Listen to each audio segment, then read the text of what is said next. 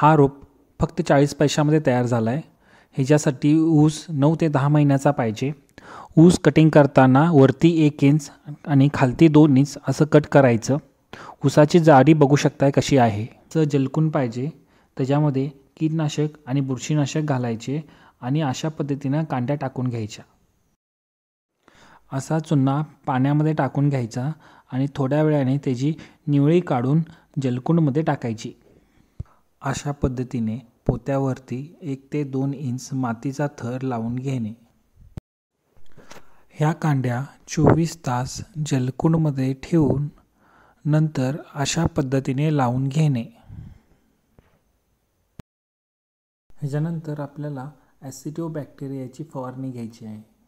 आपल्याला माती व्यवस्थितपणे टाकून घ्यायची आहे आणि त्यानंतर पाल्याचा एक थर लावून घेणे.